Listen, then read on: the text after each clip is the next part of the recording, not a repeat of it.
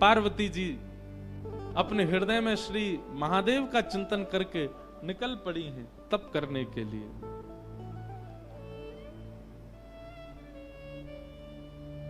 आहा, मानस जी में गोस्वामी जी वर्णन करते हैं पार्वती जी ने कैसा तप किया। बोले अस तप काहू न कीन भवानी, ऐसा तप आज तक किसी ने किया ही नहीं। भय अनेक धीर मुनि ज्ञानी, बड़े बड़े ज्ञानियों ने भी जब पार्वती जी को देखा, देख करके सब आश्चर्यचकित हो गए। ऐसा तप आज तक किसी ने किया ही नहीं जैसा पार्वती जी कर रही हैं। अच्छा, एक बात,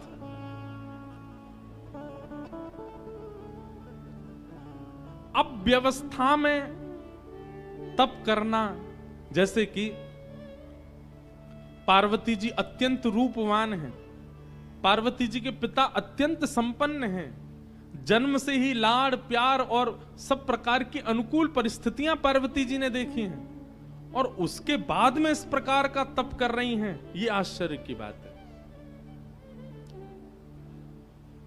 और जिस व्यक्ति ने बचपन से ही कुछ देखा ही नहीं, बिल्कुल अभाव ही देखा, वो तप कर ले तो कोई बड़ी बात नहीं, उसने बचपन से ही तप किया है। लेकिन पार्वती जी, उन्होंने तो जीवन में अभाव देखा ही नहीं है, और आज वे जाकर के तप कर रही हैं, तो उनका तप अति विलक्षण है। आहा,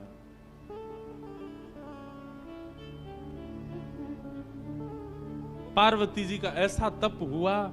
उस तप के बाद आकाशवाणी होने लगी, बोले हे पार्वती जी, हे जगदम्बा पराम्बा, हे हिमालय पुत्री, आप जिस कारण से तप कर रही हैं, आपका तप निश्चित पूर्ण होगा, और जिनकी प्राप्ति के लिए आप तप कर रही हैं वो आपको प्राप्त होंगे। आहा, पार्वती जी के विषय में बताया गया।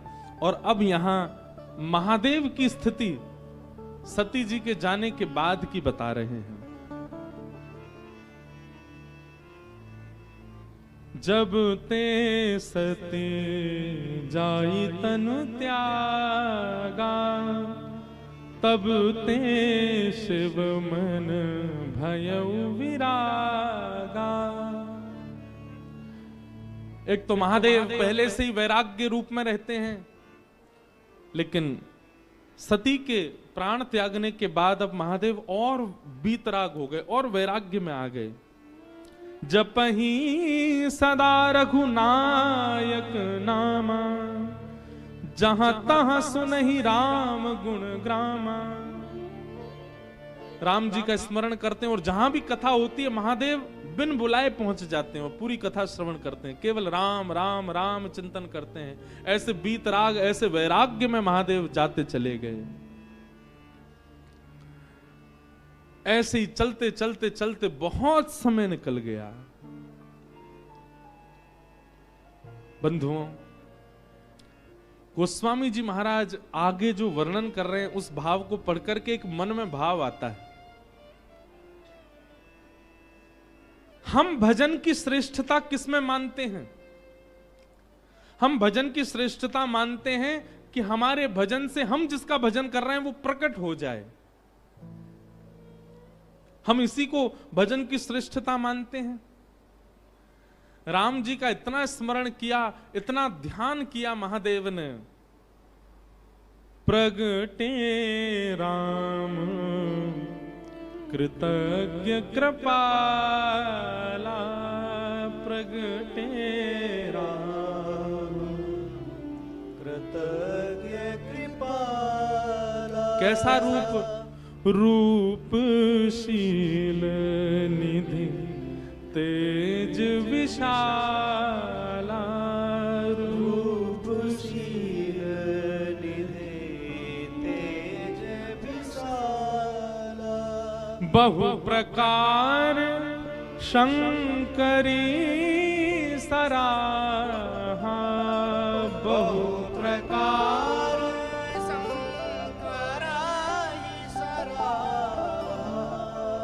तुम बिन व्रत को निर्वाहा, तुम बिन व्रत को निर्वाहा।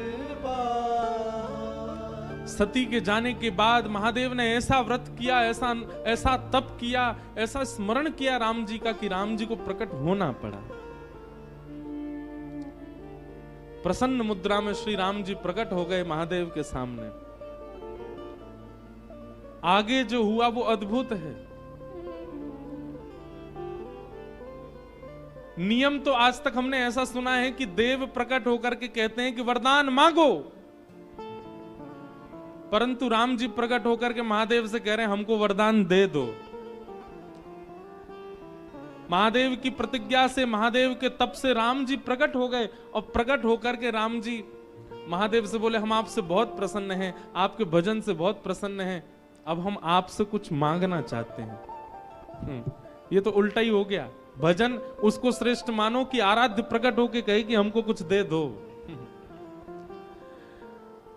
अब बिनती मम सुनहु शिव जो मो पर निज नेह, जाई विवाहु शैल जहि यह मोहि मांगो दे।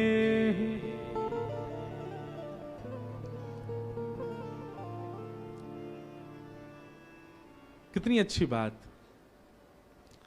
हमने ठाकुर जी की इतनी आराधना की, हमने गिरधर लाल की इतनी आराधना की कि श्री गिरधर लाल जी प्रकट है करके हमसे मांग रहे हैं।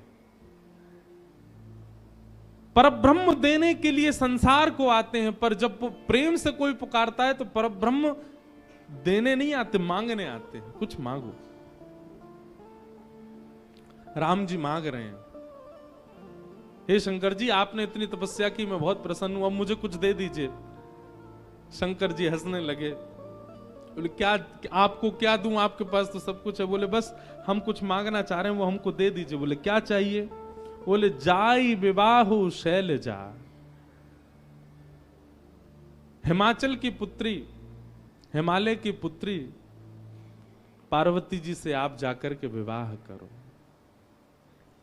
बस यही वरदान हमको दे दीजिए कि हम इन नेत्रों से आपका विवाह देखना चाहते हैं, आप जाकर के विवाह कीजिए। शंकर जी जैसे ही राम जी के वचन सुने, वचन सुनकर के शंकर जी ने कोई दूसरा विचार मन में आया नहीं। मात पिता गुरु प्रभु की वाणी, विनहि विचार करिए शुभ जानी।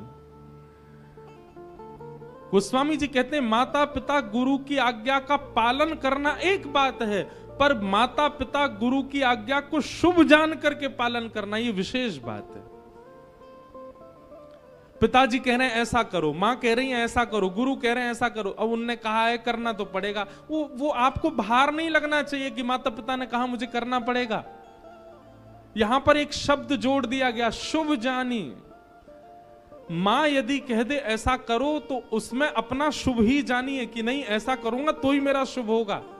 पिता ने ऐसा कहा, वो करने में आपका ये भाव होना चाहिए मेरा शुभ ही होगा, और उस क्रिया को कर दीजिए। कई बालक हमारे पास आते हैं, वो आके कहते हैं हमने पिता की आज्ञा मानी और आज पिता की आज्ञा मानने का ये परिणाम कि हम पीछे रह गए, हम ये नहीं कर पाए, हम वो नहीं कर पाए। शास्त्र कहते हैं कि माता पिता की आज्ञा मानो, हमने तो मानी थी पर हम तो पीछे रह गए, हम तो कुछ कर ही नहीं पाए। इसीलिए गोस्वामी जी ने एक शब्द जोड़ दिया, मात पिता गुरु प्रभु की वाणी। मानिए पर कैसे? बिनहि विचार, उस पर विचार नहीं होना चाहिए। करिए शुभ जाने, उसको शुभ जान करके करो।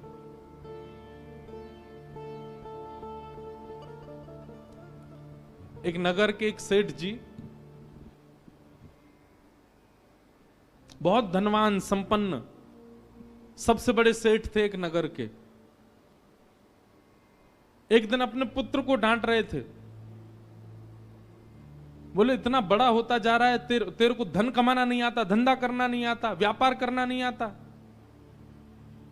अरे बुद्धिमान व्यक्ति होता है, शुद्धि व्यक्ति होता है तो मरे हुए चूहे से भी धन कमा लेगा, और तेरे लिए सब कुछ बना के खड़ा कर दिया, अब भी तू इसका व्यापक नहीं कर पा रहा, इसको और विस्तृत नहीं कर पा रहा।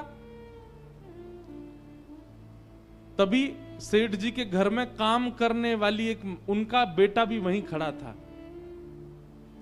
सेठ जी की बात सुन रहा था। सेठ जी कह रहे थे, बोले विवेकी व्यक्ति मरे हुए चूहे से भी धन कमा लेगा।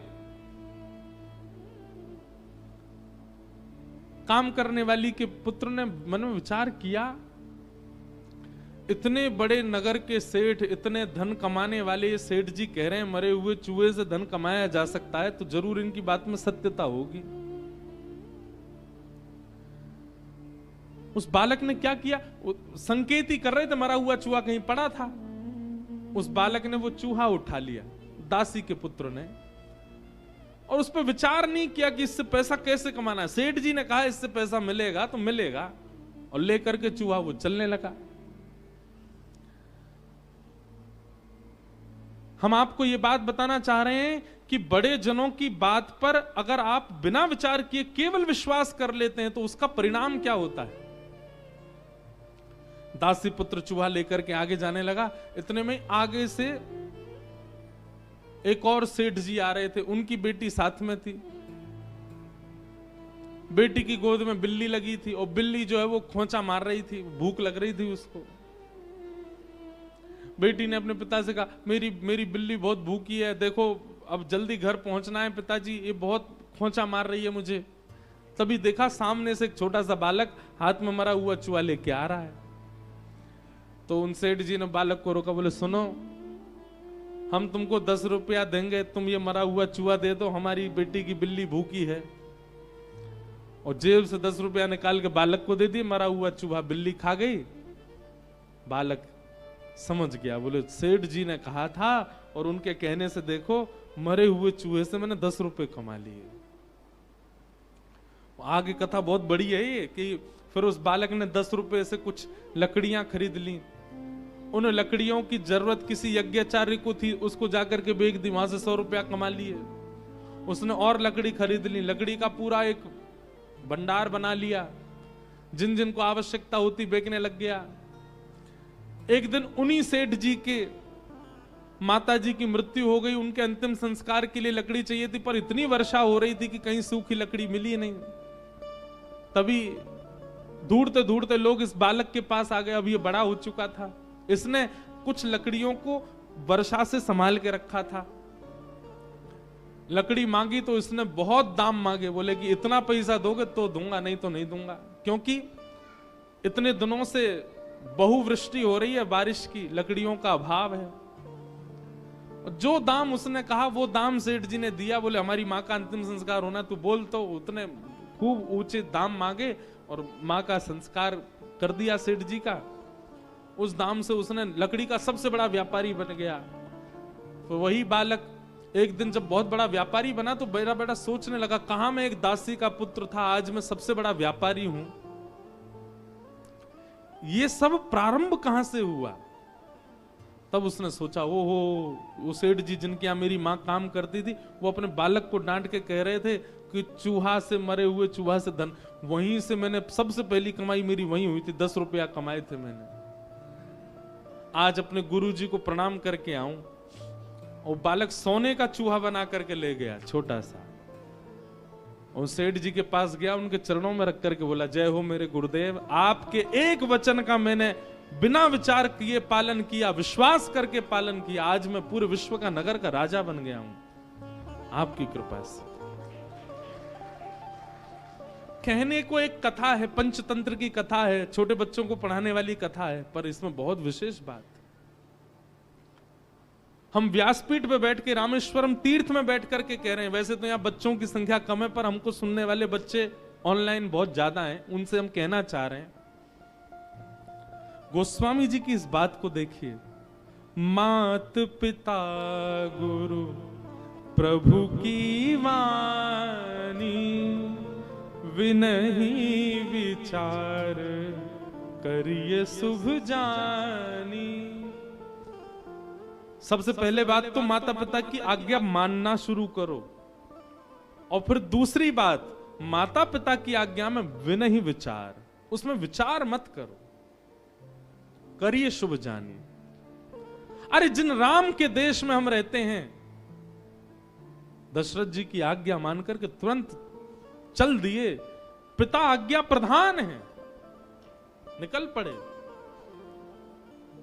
और पिता की आज्ञा मान करके राम जी वन गए तो राम जी बन गए। आज राम बन गए, आज सब राम जैसा बनना चाहते हैं। इसलिए कई बार आपको लगेगा कि माता पिता की बातें आपके लिए अनुचित हैं, वो उचित नहीं है। महादेव परम उदासी हो चुके हैं, अब परम बीतराग हो चुके हैं। विवाह का दूर दूर तक भी संकेत महादेव के चित्त में नहीं था सती के जाने के बाद। पर राम जी ने आकर के जब कहा, जाई विवाहु शैलजा यह मुहि मांगे देहु, राम जी हाथ पसार करके महादेव से कह रहे हैं, बोले हम मांगना चाहते हैं कि आप हिमालय की पुत्री से जाकर के विवाह करो। सुनते ही महादेव खड़े हो गए, बोले आपकी जो आज्ञा, आप जो कहेंगे करेंगे, उसमें कोई किंतु परंतु वाली बात नहीं, हम करेंगे विवाह।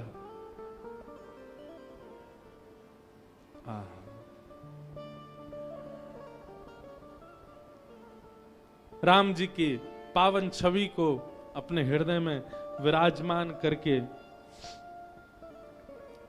राम जी की आज्ञा मानने को स्वीकार हो गए महादेव। सप्त ऋषियों को बुलाया और सप्त ऋषियों को बुला करके कहा कि राम जी ने एक कन्या ढूंढी है हमारे लिए, हिमालय की पुत्री है, आप जाकर के उसकी प्रेम की परीक्षा लेकर के आओ, कैसी है। सप्त ऋषियों को भेजा। आहा, सप्त ऋषि हिमालय की उस कंदरा में गए जहां पार्वती बैठ करके तपस्या कर रही थी। ऋषि ने गौरी देखी तह कैसी, मूरति मंत तपस्या जैसी।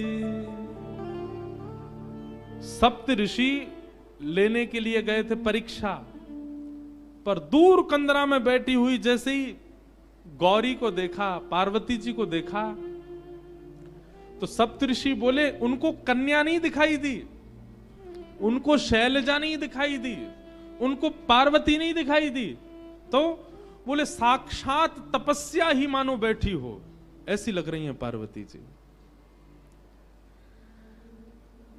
जिन महादेव, अच्छा एक बात बोले, महादेव को आज भी प्राप्त करना तपस्या से कम नहीं है। आज भी इतने सहजता से महादेव मिलते नहीं है। थोड़ी थोड़ी तपस्या तो सबको करनी पड़ती है, चाहे थोड़ी सही करनी तो पड़ती है। हमको रामेश्वरम आना पड़ा तो आने में ही तपस्या हो गई। जो लोग ट्रेन से आए हैं उन्होंने तो घनघोर तपस्या करी है, पर जो फ्लाइट से आए हैं उनकी भी तपस्या कम नहीं है।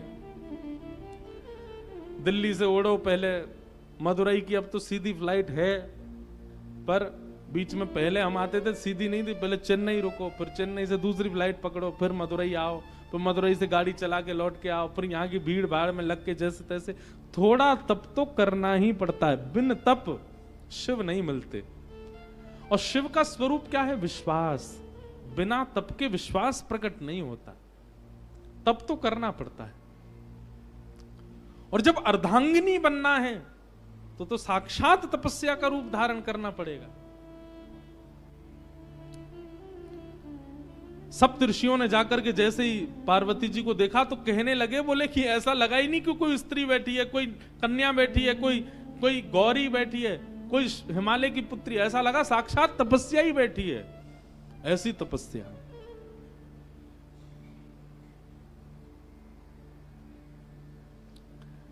सप्त ऋषियों ने पहले तो देख करके आनंदित हो गए, लेकिन कहा कि महादेव की आज्ञा है, जाकर के इनकी परीक्षा लें। सप्त ऋषियों ने जाकर के परीक्षा ली। बोले बताओ ए कन्या, तुम यहां बैठ करके क्यों तपस्या कर रही हो? तुम्हारी तपस्या का कारण क्या है? पार्वती जी कह रही हैं,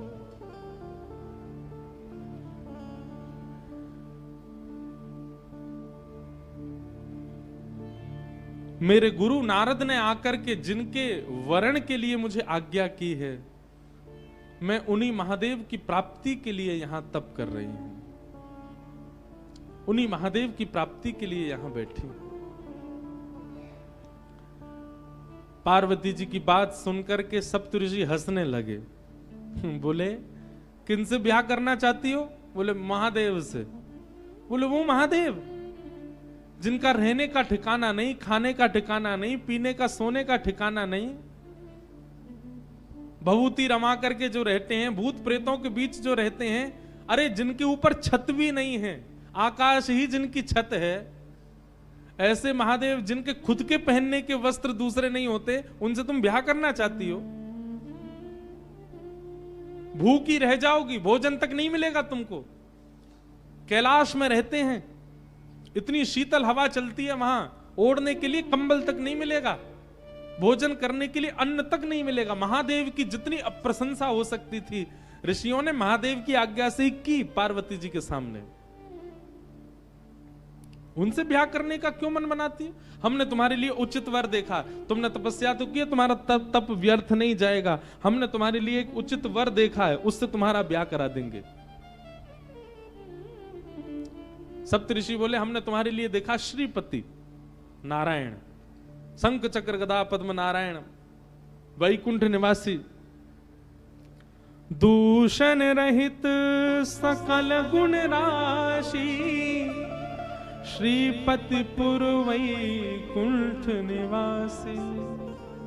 हे पार्वती, तुम्हारे लिए हमने सुयोग वर देखा, जैसा तुम्हारा रूप स्वरूप है, तुम जिनके बगल में खड़ी होकर के बिल्कुल सुसज्जित लगोगी, वो तो श्रीपति नारायण हैं, उनसे तुम्हारा ब्याह करा दे। श्रीपति नाम सुनते ही पार्वती जी हंसने लगी। वाह, हे ऋषियों, आप सबको मैं प्रणाम करती हूं। आपने अभी अभी कहा श्रीपति, श्री यानी कि लक्ष्मी, और उनके जो पति हैं, मतलब जो पहले से ही विवाहित हैं, आप उनसे हमारा विवाह करवाना चाहते हो? आप हमको आकर के मार्ग दिखा रहे हो कि कलेश करवाना चाह रहे हो?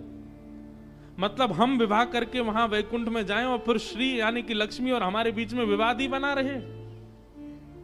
क्षमा करें, इस तप के बल हमको वो सब नहीं चाहिए। नारद वचन न मैं परिहरऊ, बसऊ भवन उर्जरो नहीं डरहु, गुरु के वचन प्रतीत न जये, सपने हूं सुगम न सुख निधते हूं।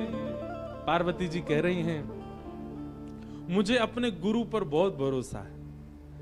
मेरे गुरु ने मेरे लिए जो चुना है, वो चाहे अब जैसा हो, मैं उसी के साथ रहूंगा। जो गुरु आज्ञा पर भरोसा नहीं करता, गुरु आज्ञा का पालन नहीं करता, उसको सपने में भी कभी उसका सफल नहीं हो सकता, उसका कभी मनोरथ सिद्ध नहीं हो सकता। मुझे अपने गुरु पर बहुत भरोसा है। भरोसो दृढ़ इन चरण के। बंधुओं, ये बातें ना आप लोग कथा में तो खूब भाव से सुनते हो, पर पालन नहीं करते, ये बात हम जानते हैं। हम लोग सारे नियमों का पालन कर लेते हैं, लेकिन विश्वास नहीं रखते ठाकुर के प्रति, गुरु के प्रति। जिन उमा पार्वती को आप देख रहे हैं, ये पार्वती जी को जाकर के आप कुछ मांगे चाहे ना मांगे, आज मेरे कहे से जाइएगा, महादेव का केवल दर्शन कीजिएगा, मांगने के लिए पार्वती जी के सामने जाइएगा और झोली फैला करके कहिएगा, माता पिता गुरु और शास्त्रों के प्रति हमारा अखंड विश्वास प्रकट हो। हे पार्वती जी, ये वरदान हमें प्रदान करो, क्योंकि विश्वास की साक्षात प्रदाता आप हैं।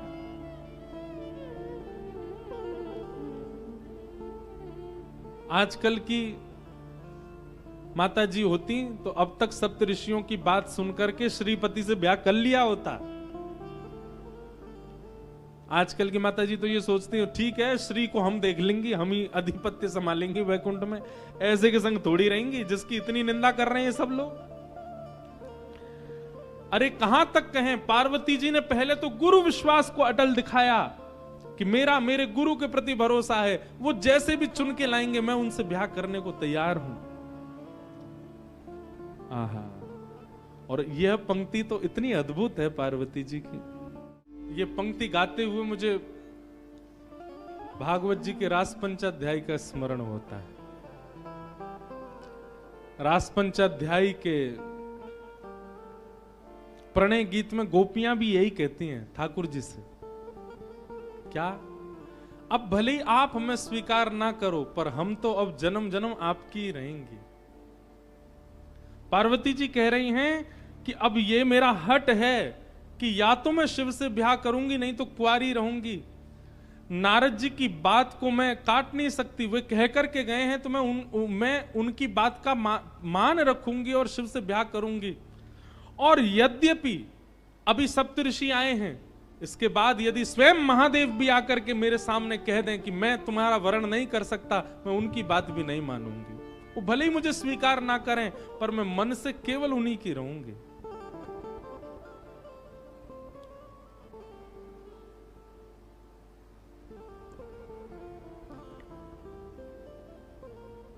एक बात हम कहते हैं, व्यक्ति ने संसार में हर वस्तु की जिद की और जिसकी जिद की उसको पा लेता है वो। आपने देखा कभी? आप जिद पे अड़ जाओ और जिस वस्तु की जिद आप करोगे वो आपको, भले ही आपके परिवार के लोग, आपके मित्र लोग लाके दे ही देते हैं, आपकी इतनी जिद है। पर कभी किसी व्यक्ति को ठाकुर जी के लिए जिद करते हुए देखा? नहीं। लेकिन एक सूत्र बता रहे हैं, जिसने भी जिद की उसने पा लिया ठाकुर जी को। मीराबाई ने जिद की। एक दिन बारात जा रही थी और छोटी सी मीराबाई अपनी मां से जाकर के कहती, मां ये क्या हो रहा है, नीचे इतने ढोल नगाड़े बज रहे हैं, सब नाच रहे हैं, जी क्या हो रहा है? मां ने कहा, अरे एक बींगड़ी के लिए उसका बींग, उसका पति, होने वाला पति दुल्हा बन करके घोड़ी पर चढ़ के जा रहा, उसके परिवार के लोग सब नाच रहे हैं और ये जाएगा और किसी की लाली से जाकर के ब्याह करेगा, फिर सदा उसको अपने पास ही रखेगा। देखते देखते मीराबाई के मन में आया, मैया मेरा बींद कब आएगा? छोटी सी मीरा, मेरे पति कब आएंगे? और मेरे पति कौन है? मेरा बींद कैसी बारात लेके आएगा? उसकी बारात में कैसे लोग नाचने वाले होंगे? बड़ी माताएं बहनें सब हंसने लगी। अरे मीरा, तू तो छोटी सी, कैसा हट करती है, अभी तो बहुत समय तेरे ब्याह में। मां जाकर के रसोई घर में काम करने लगी। अब मीरा जाकर के द्वार पर खड़े होकर बोले, मां बताओ ना मेरे बींद कौन है, वो कब आएंगे? मां कुछ और काम करने चली जाए, मीरा पीछे पीछे, मां बताती क्यों नहीं, मेरे बींद कौन है, उनका स्वरूप कैसा होगा, वो कब आएंगे मुझको लेने? कक्ष में बैठ करके कपड़े सवार रही हैं मां। मीरा आकर के रोने लग गई, बोले आप बताती क्यों नहीं हो, मेरे बींद कौन है? देखो ना, आपके भी बींद हैं पिताजी, बड़ी मासा के भी बींद हैं बड़े पिताजी, छोटी मासा के भी बींद हैं, सबके बींद हैं, मैं बिना बींद के क्यों, मैं बिना दुल्हे के क्यों, मेरा दुल्हा कौन है? इतनी जिद की, इतनी जिद की। एक दिन मां ने अपना पीछा छुड़ाने के लिए, मीरा बैठे बैठे वो बताओ ना मेरे बींद कौन है। तभी मां ने देखा मीरा के कक्ष में वो खेलती हैं ठाकुर जी के रूप के साथ, ठाकुर जी का रूप विराजन, वो बैठे तेरे बींद, यही है तेरे बींद, यही आएंगे घोड़ी पे बैठ के और यही तेरे को लेके जाएंगे अपने साथ। मीरा ने जैसे ही देखा गिरधर लाल को, मां की बात थी तो पीछा छुड़ाने के लिए, पर मीरा को इतना विश्वास हो गया मां की बात पर, मीरा को अब वो कोई और दिखे ही नहीं, उनके प्रति कोई और भाव आया ही नहीं। जो पहली बार बारात देख करके, उस बींद को देख करके लगा था ये किसी से वर्ण करने दुल्हा जा रहा है, वैसी भावना उनको ठाकुर जी को देख करके आने लगी। ये भी आएंगे, घोड़ी पर बैठ के आएंगे, खूब सारे बाराती होंगे। और भैया संसार के दुल्हा जब जाते हैं तो संसारी बाराती जाते हैं। अब जब मेरे दुल्हा ही गिरधर गोपाल हैं तो इनकी बारात में तो शंकर जी आएंगे, नारद जी आएंगे, इंद्र आएंगे, ब्रह्मा जी आएंगे, देवताओं की बारात आएगी। ये सारे ख्वाब मीराबाई बनाने लगी। अब वे जब भी गिरधर को देखती हैं, ये भाव रखती नहीं है कि ये पाषाण है, ये मूर्ति है, ये भगवान है, मेरे बींद हैं।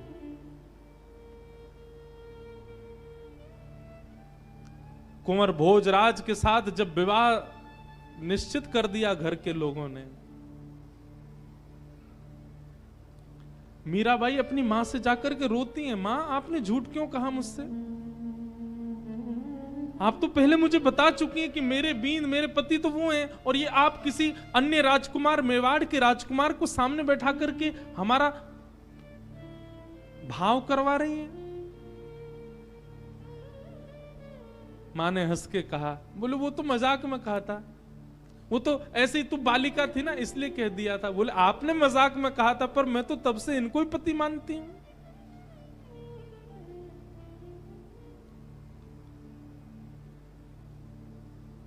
मीराबाई ने भोजराज से इस बात को स्पष्ट कर दिया विवाह से पहले ही, क्षमा करिएगा पर परिवार के लोग कह तो नहीं कि मैं आपसे विवाह करूं, पर मेरा विवाह हो चुका है गिरधर गोपाल के साथ, और हठ पूर्वक राजवंश की कन्या हूं। मेरा विवाह यदि आपसे करा भी दिया गया तो एक पत्नी जो क्रिया पति के लिए करती है, भोजन बनाना, उसका ध्यान रखना, उसके साथ रहना, उसके वंश का वर्धन करना, ये सब मैं नहीं कर पाऊंगी।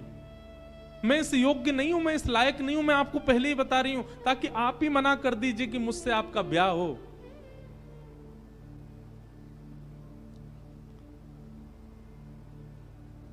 कुंवर भोजराज नेत्र सजल हो गए उनके, और वो बोले, किसने कहा कि मैं आपको पत्नी वर्ण करके लेके जाने वाला हूं? ये तो संसार को दिखेगा कि मैं आपसे ब्याह करूंगा, आपको पत्नी मान करके लेके जाऊंगा, पर वास्तव में तो हमारे मेवाड़ में राजा खूब हैं, शत्रु खूब हैं, कोई भक्त नहीं है, इसलिए एक भक्त को ले जाने के लिए आया हूं। और भले उसके लिए बहाना विवाह ही क्यों ना बने, हमारे मेवाड़ की भूमि धन्य हो जाएगी यदि आप मेरी पत्नी बनकर के चलेंगी। एक भक्त का पदार्पण मेवाड़ में हो जाएगा तो मुझे निश्चित है भक्त आएंगे तो ठाकुर को आना पड़ेगा। मैं इसलिए आपसे विवाह कर रहा हूं। मेरे विवाह के पीछे और कोई कारण, मीरा चरित्र बहुत अद्भुत है बंधु, अब मैं उसमें चला गया तो फिर मैं मीरा जी के बारे में ही बोलता रहूंगा। और वो हुआ, मीराबाई मेवाड़ की भूमि पर गई, इसीलिए हमारे श्री गोवर्धन नाथ, हमारे श्रीनाथ जी ब्रज छोड़ करके मेवाड़ चले गए, नाथ द्वार में विराज गए। नाथ द्वारा में इस बार गिरधर लाल जी का उत्सव है, वहां पर किसके लिए गए? क्योंकि मीराबाई घूमी है मेवाड़ में, वो चरण पधरा के आ चुकी हैं मेवाड़ में, इसलिए गए ठाकुर जी। अजब कुमारी के लिए गए मेवाड़। मीराबाई का जब ब्याह होना था ना, अगले दिन ब्याह होना है, रात्रि में ही मीराबाई ठाकुर जी को हृदय से लगा के सो रही हैं, रो रही हैं। मैं आत्मा से तो आपकी हो चुकी हूं, पर मेरे तन का विवाह माता पिता कहीं और कर रहे हैं। लेकिन बस एक बार आपसे प्रार्थना करके ये जानना चाहती हूं, आप मेरे तन को भी स्वीकार कर लीजिए ना, कोई और स्वीकार कर, उससे पहले एक बार आप कर लीजिए ना।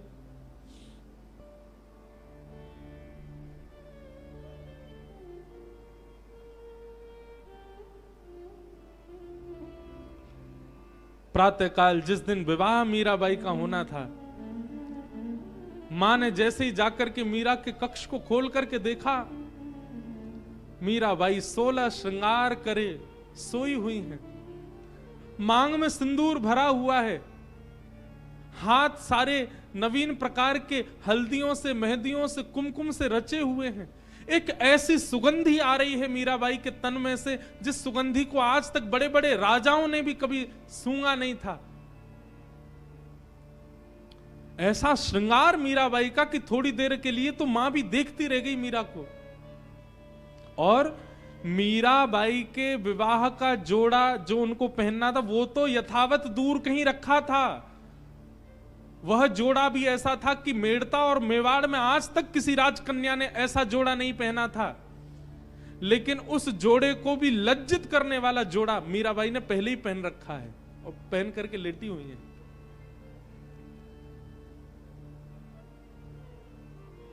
मां ने जाकर के मीराबाई को उठाया, मांग में सिंदूर, पैरों में महावर लगे हैं, एक नया जोड़ा पहन रखा है, गले में मंगलसूत्र, विवाह हो गया मीरा का, मानो इस अवस्था में पड़ी हैं। जैसे ही होश में आई, उठी मीराबाई। मां ने पूछा, मीरा ये तुमने क्या कर रखा है? तेरे मांग में सिंदूर कहां से आ गया? अपने वस्त्र से मिटाने लगी। मीराबाई ने हाथ पकड़ी, नहीं मां ये मत करो। पैर के महावर छुटाने लगी, हाथ की हल्दियां मिटाने लगी। मीराबाई अपने आप को समेट के किनारे ले गई। मां ये सब मत करो, मैंने कहा था ना गिरधर गोपाल मेरे पति हैं और मेरा उनसे ब्याह हो गया, कल मेरा ब्याह हो गया। मीराबाई की मां कहती हैं, फालतू बातें मत कर, तेरा ब्याह हो गया। अरे ब्याह हुआ, किसी ने देखा? केवल अपनी मन की बातें बोलती रहती है। किसी ने देखा तेरा ब्याह? मीराबाई कहती है, संसार के ब्याह को तो 10 लोग, 50 लोग, 100, 200, 1000 लोग देखते होंगे, मेरे ब्याह को तो 56 करोड़ देवताओं ने देखा। 56 कोटा जना पधार्या। मेरे पतिदेव की बारात में 56 करोड़ बाराती आए थे। 56 कोटा जना पधार्या, दुल्हो श्री ब्रजनाथ। दुल्हा बनकर के मेरे ठाकुर जी आए थे, मेरा ब्याह हो गया। अब मां, ये तन, ये मन, ये आत्मा सब कृष्ण की हो चुकी है। अब मुझे इसके लिए कोई और परवाह, अब तुम चाहे जहां मुझे भेज दो, मेरा ब्याह तो हो चुका है। अब ब्याह का केवल आप नाटक करके भले ही मुझे कहीं भेज दो, मेरा ब्याह हो चुका है, अब मुझे कोई परवाह नहीं। ब्याह के दिन कन्या इतनी उदास रहती, पर मीराबाई आज बड़ी प्रसन्न है। विदाई में रोई भी नहीं मीराबाई, क्यों? प्रसन्नता है, कृष्ण से मेरा ब्याह हो गया।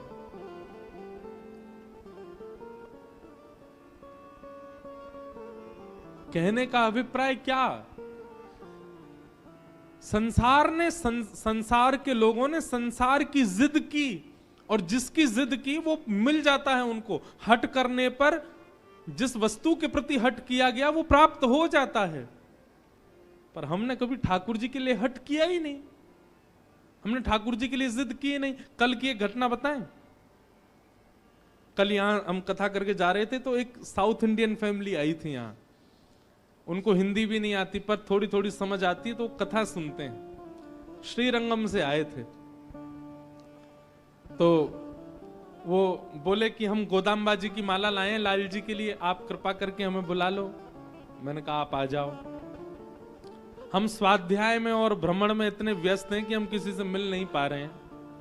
तो हमने उनको बुलाया।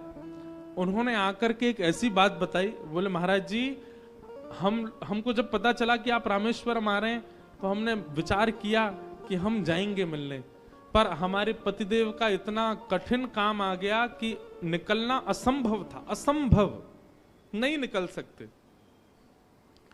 बोले जब असंभव हो गया निकलना, तो मैंने मनी मन लाल जी से कहा कि हे लाल जी, हमें लगता है आपको हमसे मिलना नहीं है, इसलिए आप हमको बुला नहीं रहे हैं। जैसे हमारे यहाँ राधा रानी है, वैसे दक्षिण में रामानुज संप्रदाय में श्री गोदाम्बा जी हैं। गोदाम्बा जी को श्री जी का स्वरूप माना जाता है। उनका और ठाकुर जी का यहाँ नित्य विहार की कई चर्चाएं होती हैं। अभी समय भी नहीं है, नहीं तो मैं सुनाता कई भाव। तो बोले हमने वहीं बैठे बैठे आपके लाल जी को एक प्रलोभन दिया।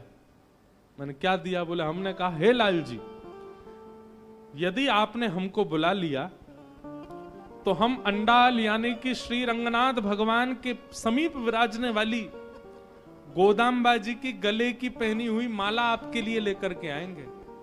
मतलब किशोरी जी की गले की माला लेके आएंगे आपको पहनाने के लिए, आप कैसे भी हमको बुला लो। बोले महाराज जी, हम रात में आपके लाल जी का चिंतन करके ये कह के सोए हैं कि हे लाल जी, अगर आपने हमें बुला लिया तो हम गोदाम्बा जी की गले की माला आपके लिए लेके आएंगे।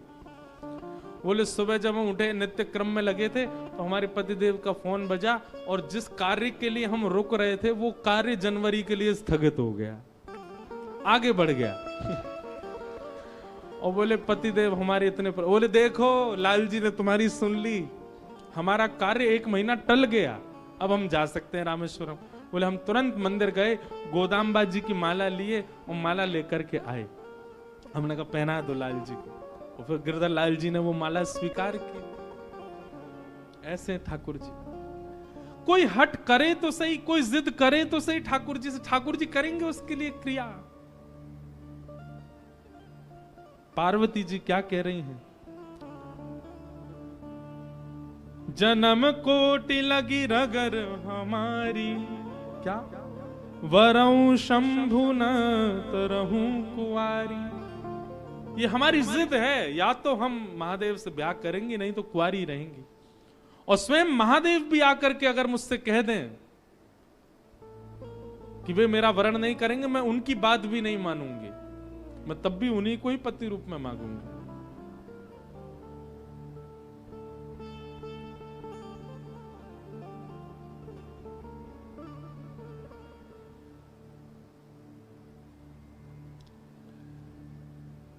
सप्त ऋषियों के पैरों में पड़ गई पार्वती जी, और पैरों में पड़ करके बोली अब हम आपसे प्रार्थना कर रही हैं कि आप सब हमको जिद करके हमारे तप को रुकवाइए मत, आप सब लोग अब प्रस्थान करो। उसी काल में बंधुओं एक तारकासुर नाम का एक दैत्य था, जिसने देवताओं की नाक में दम कर रखा था, देवताओं का वध करने के लिए तत्पर हो रहा था। सबने जाकर के पूछा कि ये तारकासुर मरेगा कैसे? तब किसी ने बताया, बोले कि भैया इसको मारने का एक ही उपाय। बोले क्या? शंकर जी का यदि पुत्र जन्म ले और वो इसको मारे, उसी के हाथों ये मरेगा। देवता सब सोचने लगे ये कैसे होगा, शंकर जी तो परम वीतराग होकर के बैठे, उनका ब्याह कैसे होएगा? वो तो ब्याह करना दूर दूर तक उनका कोई संभावना नहीं। तब ब्रह्मा जी ने कहा देवता आप सब लोग अब प्रयोजन करो, कैसे भी करके शंकर जी का मन बनवाओ, उनका मन बनेगा तो ही तारकासुर का वध हो सकता है।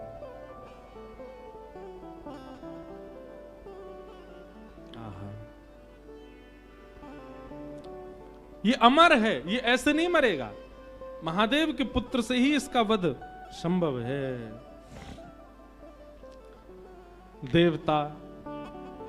देवताओं के पास एक ही उपाय है किसी का भी तप नष्ट करवाने के लिए। कौन? कामदेव। सब देवता कामदेव के पास गए। पठहु काम जाई शिव पाहि, करे छुब शंकर मनु माहि। तब हम जाई शिवहि शिर नाई, करवाऊ विवाह बरियाई। सबने कामदेव से जाकर के प्रार्थना कर। बोले कामदेव तुम जाओ। बोले क्या करना है? बोले जाकर के शंकर जी की भजन में, शंकर जी के तप में विघ्न डालो, उनके नेत्र खोल दो। वो जैसे ही तप से बाहर आ जाएंगे उसके बाद हम जाकर के उनसे प्रार्थना कर लेंगे कि आप ब्याह कर लो, पर उनके तप को भंग करने की क्रिया तुम ही करो। कामदेव बोला आप लोगों को और कोई नहीं मिलता, बस मैं ही मिलता हूं? हैं बेचारे सज्जन लोग, श्रेष्ठ लोग तप आदि करते, मेरे को ही भेज देते हो जाके इसका तप दूर कर दो। देवता सब कहने लगे हम देवता, तुम ये सोचो ना, तुम्हारा बलिदान 33 कोटि देवताओं का लाभ करता है, पूरे ब्रह्मांड का लाभ करता है। एक बात कह दें बंधुओं, बुरा नहीं मानिएगा, काम दैत्य नहीं है, काम देव है। उसको दैत्य हम लोगों ने बनाया है, उसकी दैत्य के प्रकार आराधना करते हैं। अब जैसे कि महादेव की आराधना का नियम है, जल चढ़ाओ, बिल्व पत्र चढ़ाओ, धतूरा चढ़ाओ, पुष्प चढ़ाओ, गंगा जल चढ़ाओ, ये नियम है। अब इस नियम से परे जाकर के यदि महादेव की आराधना करेगा तो महादेव उसका सर्वनाश करेंगे कि नहीं? ऐसे ही काम की भी आराधना का नियम है। लोग उसको विपरीत प्रयोग ले लेते हैं काम का, इसीलिए काम सर्वनाश करता है बुद्धि का, मति का, जीवन का। काम देव है, उसको देव की तरह भजो।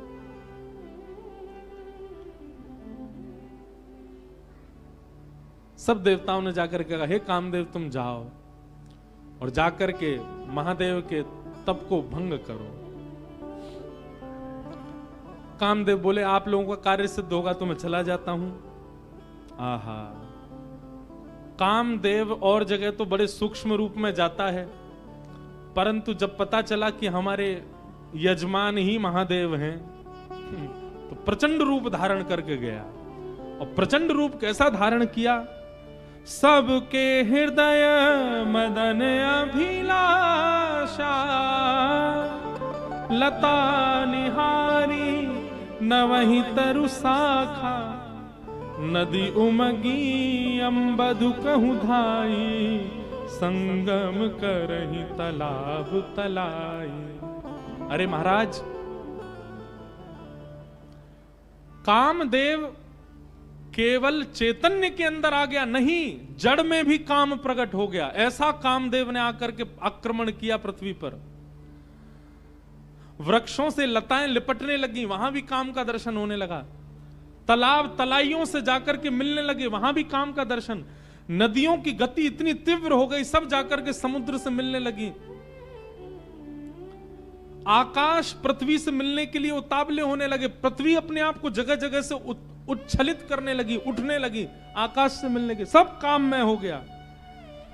पशु पक्षी नभ जल थल चारी, भय काम वश समय विसारी। सब काम, जिस जगह देखो वहीं काम का दर्शन हो रहा है। पशु पक्षी आपस में लगे हैं, सब प्रकार के भाव सब जगह प्रकट हो रहे हैं।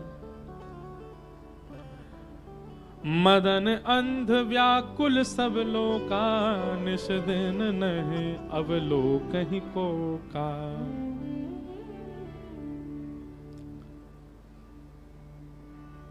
पुरुषों को अपने अलावा पूरी सृष्टि स्त्री में लगने लग गई, और स्त्रियों को अपने अलावा पूरा विश्व पुरुष में लगने लगा। और काम की ज्यादा व्याख्या करनी नहीं है, पर बस हम ये इसलिए कर रहे हैं, जिन महादेव को आप दर्शन करते हो ऐसी स्थिति में भी डगमगाए नहीं, अपने ध्यान में बैठे रहे।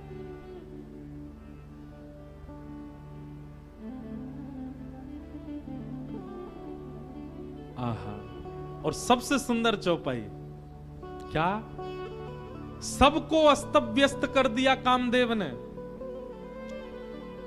भय कामवश जोगिस तापस, पवरन की को कहें, देख ही चराचर नारी में, जे ब्रह्म में देखत रहे। जो सब में ब्रह्म देखते थे, सब में नारी दिखने लगी उनको। अबला विलो कहीं पुरुष में, नारियों को सब में पुरुष दिखने लगा। जग पुरुष सब अबला में, दुई दंड भरी ब्रह्मांड भीतर, काम कृत कौतुक अयम। धरी न काहू धीर सब, के मन मनसी मन सिज हरे। ये बहुत अच्छी बात है। गोस्वामी जी महाराज लिख रहे हैं क्या, बोले कामदेव ने ऐसा आक्रमण किया, धरी ना काहू धीर, कोई अपने ऊपर काबू नहीं कर पा रहा है। सबके मन मन सिज हरे, सबके मन को कामदेव ने हरण कर लिया। लेकिन यह पंक्ति लिखने के बाद तुलसीदास जी रुक गए। तुलसीदास जी बोले, हमने काम की कुछ ज्यादा प्रशंसा नहीं कर दी, काम की व्यापकता कुछ ज्यादा नहीं बता दी। अरे हमने ये तक लिख दिया कि कामवश जोगिस तापस परवनी किनको कहें। बोले जोगी तपस्वी सबको हमने काम के लहर में उलझा दिया। काम की इतनी प्रशंसा कर दी हमने, काम की इतनी व्यापकता दिखा दी हमने। कहीं ऐसा ना हो कि ये काम के सारे प्रसंगों को सुनकर के लोग डर जाएं, बोले काम से जीते ही कौन सकता है फिर। लेकिन अब लिखी हुई बात मिट ना सकें, मिटा तो सकते नहीं है, तो क्या करें। गोस्वामी तुलसीदास जी अति चिंता में बैठे हैं और मन ही मन सोच रहे ये मैंने क्यों लिख दिया। धीर न काहू धीर सब के मन मसज हरे, सबको कामदेव ने हरण कर लिया। गोस्वामी तुलसीदास जी महाराज चिंता करते करते करते सो गए। तभी हनुमान जी महाराज आए और गोस्वामी जी की कलम उठा करके अगली पंक्ति लिख गए। क्या, जो राखे रघुवीर ते, उबरे ते ही काल महु। हनुमान जी महाराज लिख करके गए और सुबह उठते ही गोस्वामी जी ने स्नान ध्यान करके जैसे पुनः लिखने के लिए कलम उठाई तो क्या देखा, गोस्वामी जी जिस पंक्ति पर अत्यंत चिंतित हो गए थे कि काम ने सबको अपने वश में कर लिया, अब इससे आगे क्या लिखूं मैं। हनुमान जी नीचे लिख करके गए, बोले लेकिन जिनके हिये में साक्षात राम जी विराज रहे हैं, काम उनका स्पर्श भी नहीं कर पाएगा। काम उन पर प्रभाव नहीं कर पाया, प्रहार नहीं कर पाया। अरे जिनके चित्त में राम निवास करते हैं वो तो काल के मुख से निकल के आ जाते हैं।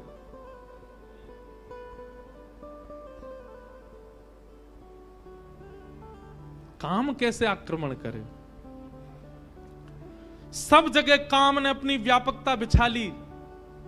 अब कामदेव हिमालय की ओर गया, कैलाश पर गया, और कैलाश पर जाकर के भी ऐसी सुंदर सुगंध उत्पन्न होने लगी, सुंदर सुंदर पुष्प होने लगे, जिनसे भी काम प्रकट हो जाए वो सारा वातावरण पूरे विश्व में प्रकट कर दिया।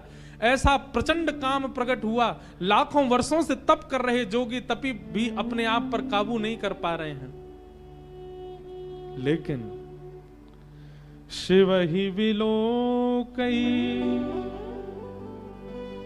ससंके उमारू भयउ जथाथित सब संसारो। सबको अपने वश में करने वाला कामदेव जैसे ही हिमालय पर गया, कैलाश पर गया, और कैलाश पर जाकर के जैसे ही उसने शंकर जी का दर्शन किया, शंकर जी को देखते ही काम भी उनके ऊपर मोहित हो गया।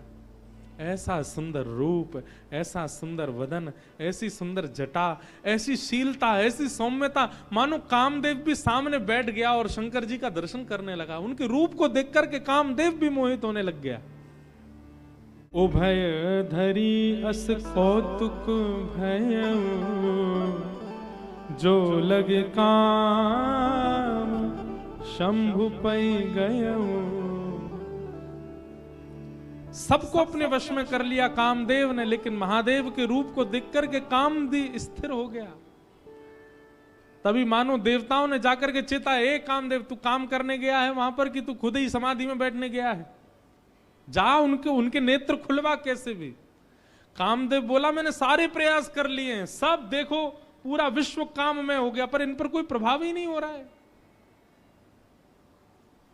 तब कामदेव ने दूर देखा, एक आम का वृक्ष, उस पर चढ़ गया और एक पुष्प का बाण लेकर के कामदेव ने वहीं से महादेव का संधान किया। अब कामदेव को पता था कि अब मेरी मृत्यु निश्चित है, क्योंकि जब मेरे सारे बाणों से कोई काम नहीं बना, अब मैं इनको हठ पूर्वक उठाऊंगा और इनकी तप अग्नि निकलेगी, उसमें मेरा मरना निश्चित है।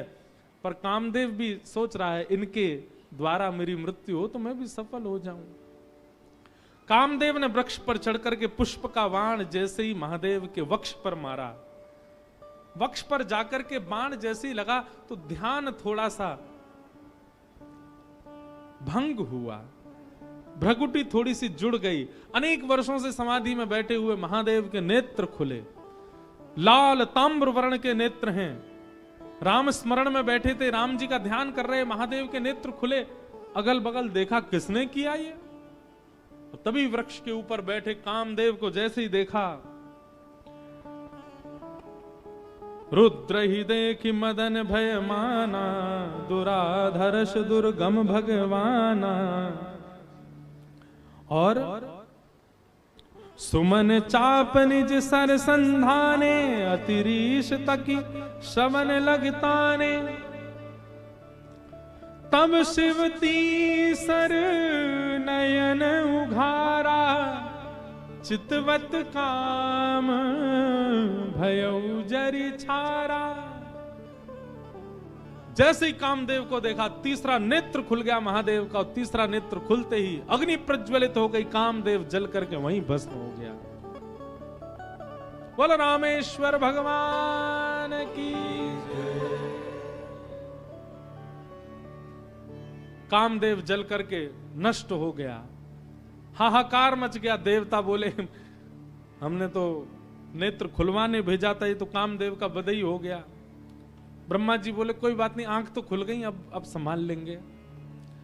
रति ने जाकर के, कामदेव की पत्नी ने जाकर के प्रणाम करके कहा, भगवान आपने मेरे पति को क्यों मारा? वो तो देवताओं के कार्य की सिद्धि के लिए आया था। महादेव इतने भोले हैं, पति को मार के तुरंत रति से बोले तुम चिंता मत करो, तुम्हारे पतिदेव तुमको प्राप्त हो जाएंगे। बोले कब? जब जदुवंश कृष्ण अवतारा, हो ही हरन महामही भारा, कृष्ण तनय होई पति तोरा, अन्यथा होई वचन अन्यथा होई ना मोरा।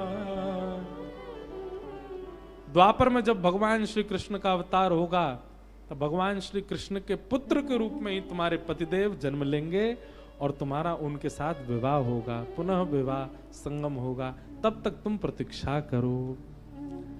महादेव की वाणी को सुनकर के रति प्रसन्न हो गई। सब देवताओं ने जाकर के महादेव से प्रार्थना करी, बोले महाराज पार्वती ने बहुत तपस्या की आपकी प्राप्ति के लिए, अब कृपा करके हमारे नेत्रों को आप आनंद प्रदान कर दो, इन नेत्रों के सामने विवाह आपका देखने का हमारा बहुत मन है।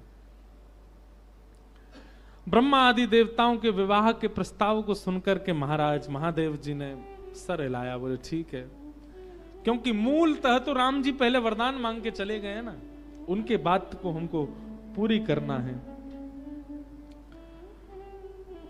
आहा, तभी सप्तऋषि जिनको परीक्षा लेने के लिए भेजा था, उन्होंने आकर के महादेव को बताया, बोले महाराज हम परीक्षा लेकर के आए हैं और आपकी जो होने वाली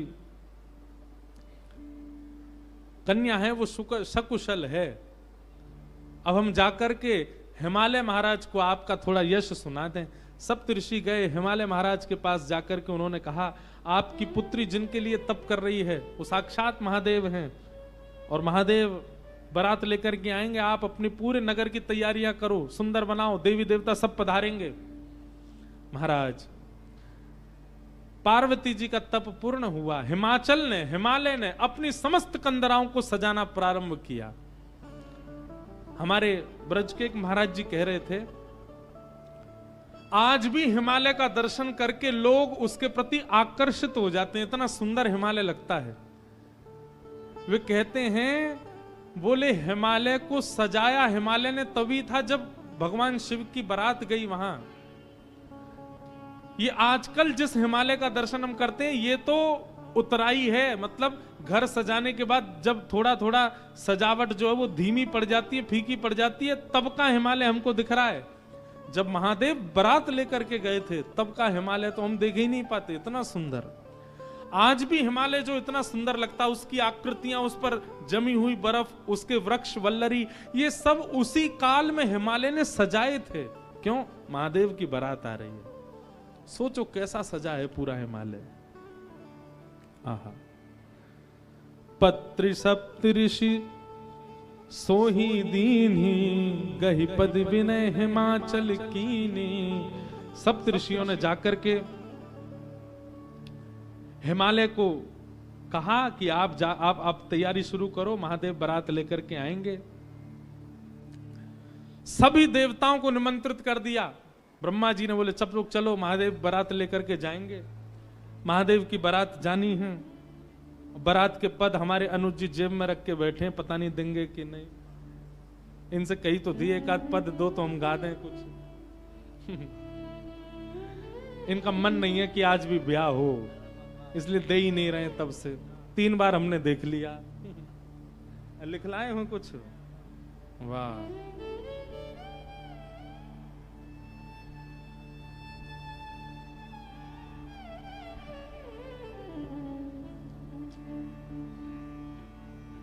ये चित्रकूट के ही है ना, तो इनसे हमको बड़ी सहायता मिलती राम कथा में। चित्रकूट के हैं, इनको सब पता है कि कौन सी बधाई कहाँ गानी है, राम जी के विवाह में, शंकर जी के विवाह में। तो वैसे ही 2 दिन विलंब से ब्याह चल रहा है। जो परसों होना था वो आज हो रहा है। कल की जानकारी सुन लीजिए, अब 2-3 विशेष जानकारी सुन लीजिए। कल भगवान श्री राम का जन्मोत्सव होगा और भले ही कथा 3 बजे तक चले, कल तो हो ही जाएगा। और इतना लंबा होगा नहीं समय से हम कर देंगे। कल राम जी का मंगल जन्मोत्सव होगा और कल संध्या के सत्र में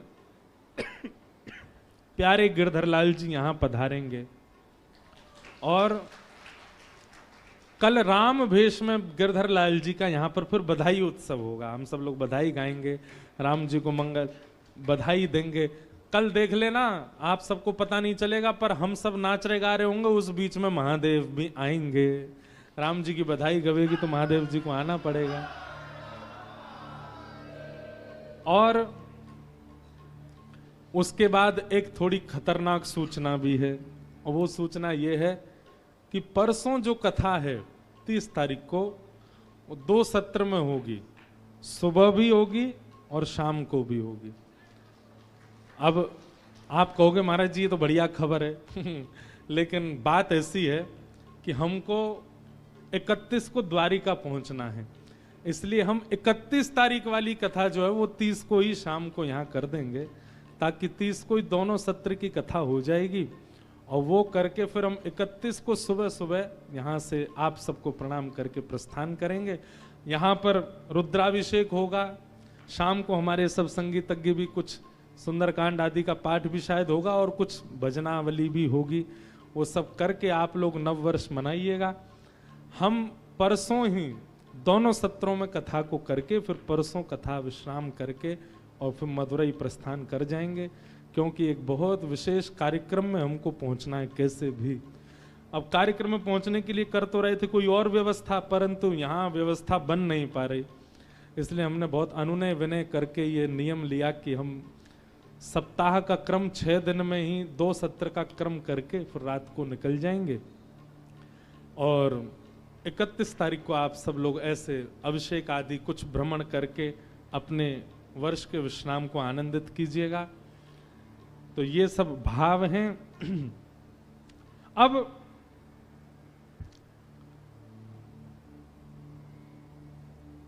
शंकर जी की बारात की तैयारी हो रही है।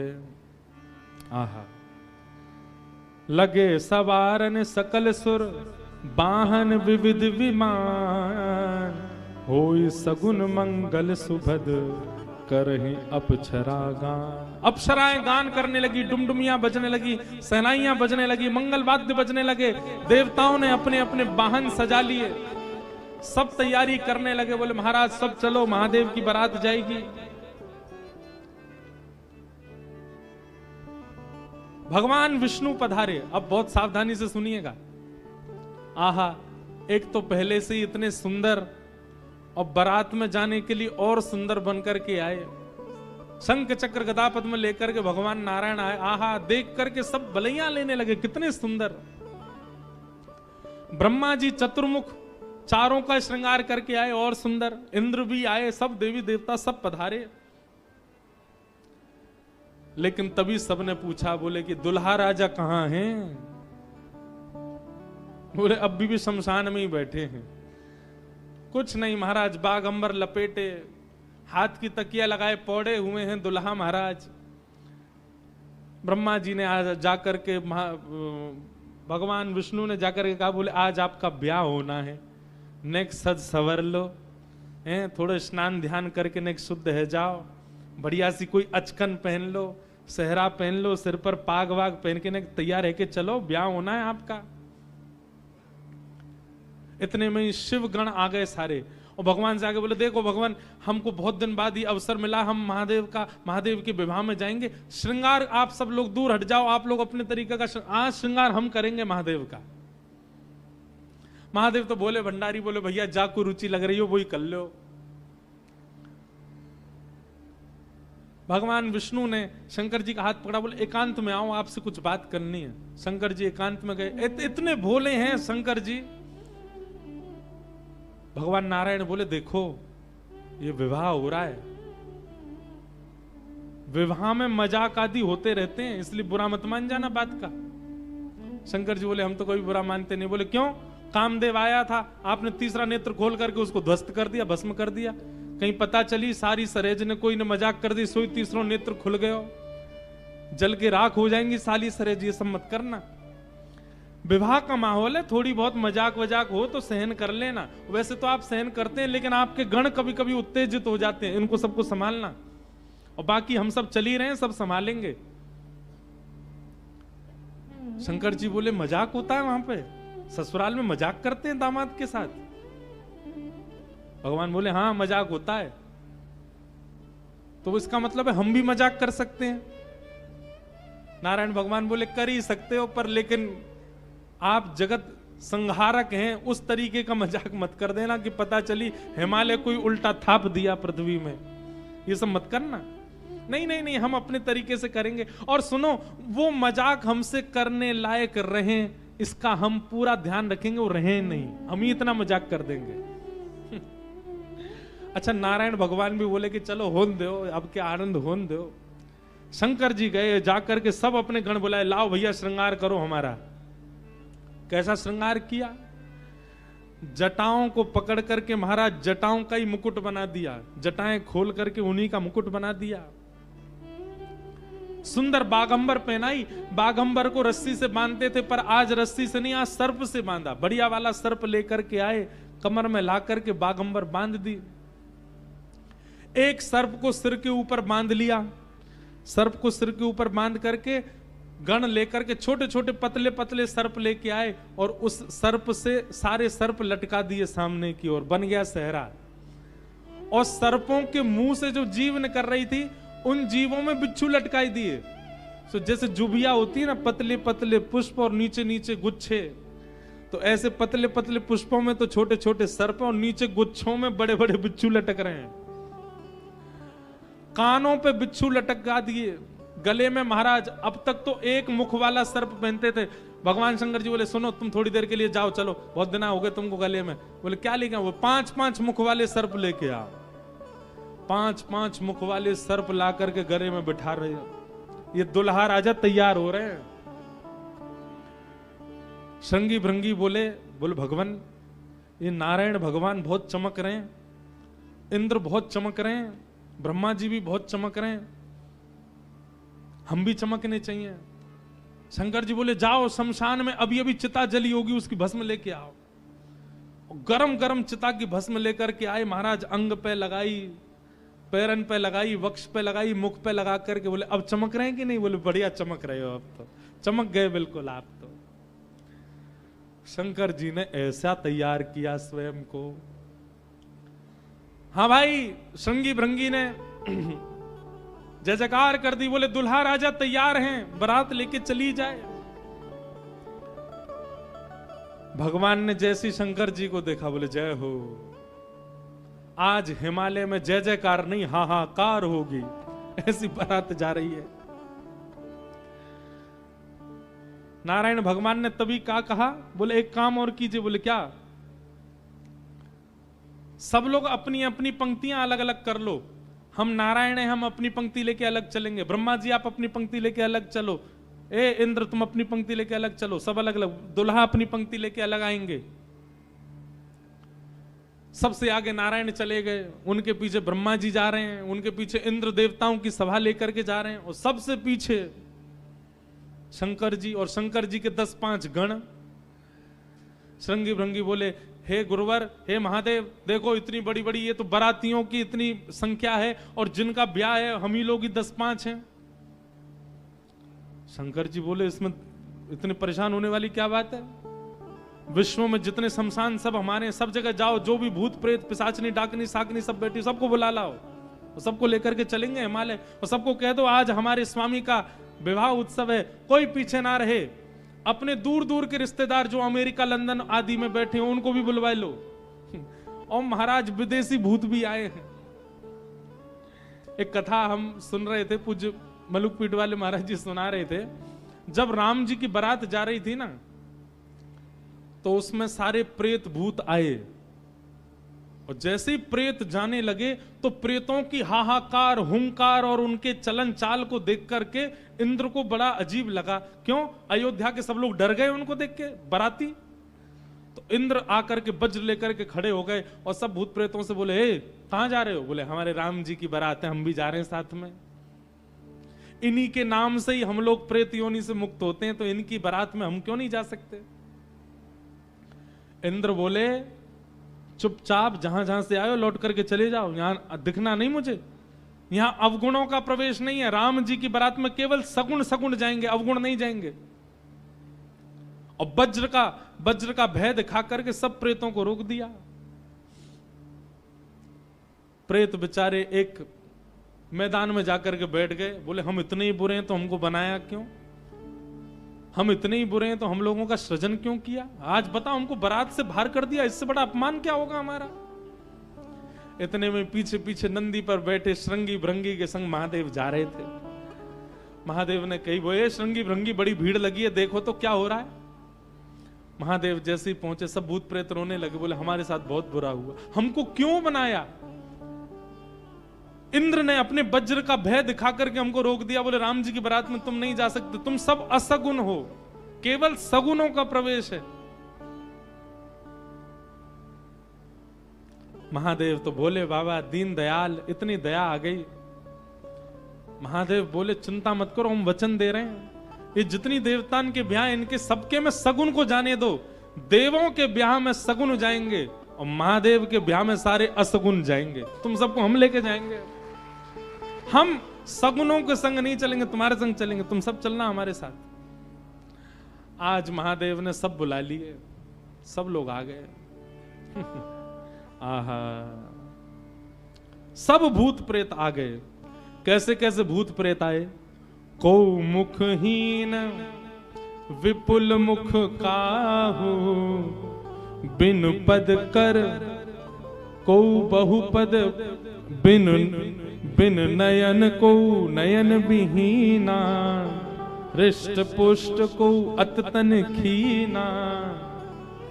कोई मुखहीन विपुल मुख काहू, किसी का सिर ही नहीं है और किसी के बहुत सारे सिर हैं। और बिन पद कर को बहुपद बाहु, किसी के हाथ पैर ही नहीं है, रेंग रेंग के चल रहा हो, किसी के खूब सारे हाथ पैर हैं। विपुल नयन को नयन विहीना, किसी के नेत्र ही नहीं है, किसी के खूब सारे नेत्र हैं।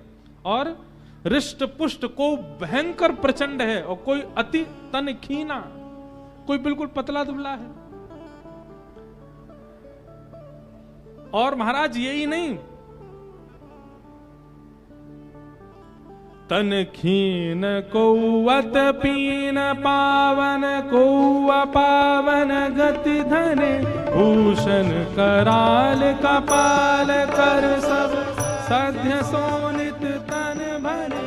खग स्वान सुवर शकाल मुख गण वेश अगणित को गण, बहुजिनस प्रेत पिशाच जोगी जमात, बरनत नहीं बरे जमात, बरनत नहीं बरे जमात, बरनत नहीं बरे। सूकर कुकर गधा आदि के मुख वाले प्रेत भी चल रहे हैं साथ में। ऐसे ऐसे प्रेत आ गए, हूं हुंकार करते हुए चल रहे हैं, खिंग खिंग करते हुए चल रहे हैं, खिच्ची करते हुए चल रहे हैं। इस प्रकार सारे भूत प्रेतों की जमात आ गई और जमात निकल पड़ी, बारात निकल पड़ी हिमालय की ओर। आहा, सब सखियन ने मंगल गाए, मांगे अपने नेग। सब सखियन ने मंगल गाए, मांगे अपनों ने।